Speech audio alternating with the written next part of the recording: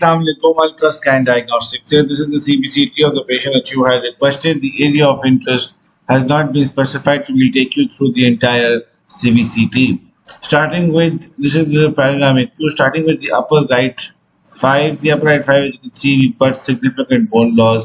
Only apical one third of the bone is present, but the rest is all periodontally compromised. As you can see, the upper right 4 also two roots, but very severely compromised, slightly better bone support, but this tooth also has periodontal generalized bone loss. This is the upper right canine, has a slight bit of a lesion on the parietal aspect. This could be an etrogen lesion as well, good bone support because of the extremely long root length. The upper right lateral incisor, which is part of a restoration, also has significant bone loss, as you can see. And then moving to the central incisor, which has absolutely no bone surrounding it. So this tooth is periodontally compromised quite severely and should be extracted as soon as possible. This is the upper left central incisor, has a class 5 lesion, no periapical radiolucency, periodontally stable. Again, here also you can see you've got the lateral incisor, no radiolucencies can be seen. The upper left canine has quite significant bone loss around it, as you can see right here, not as the right hand side. The upper right premolar has also significant bone loss, periapical radiolucency, and a class 5 lesion. Moving to the 5, also we've got periodontally compromised 5. And then the upper right 6, the upper left 6, my apologies, significant bone loss. As you can see, we've got an inflammatory bone loss here. We've got the mesial root, the parietal root. So this tooth also has quite a significant periodontal infection, which is resulting in absolute bone loss. So especially on the parietal aspect, which shows a lesion, very defined periapical radiolucency.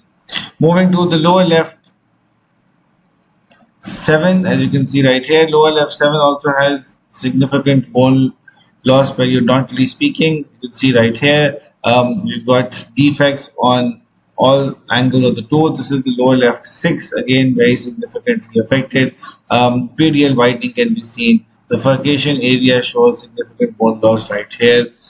Moving to the anterior region, this region has good bone. We've got the 2 quality bone, ridge width of approximately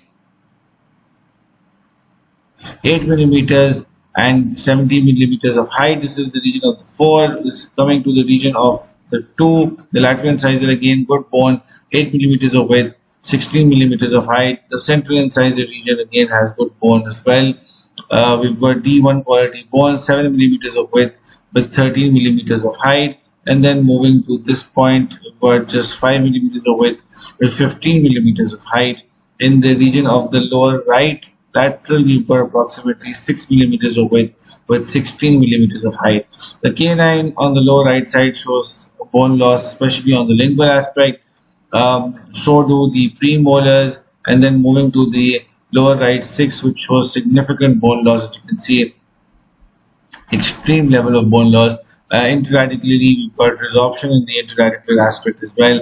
And here also you can see significant bone loss and root resorption.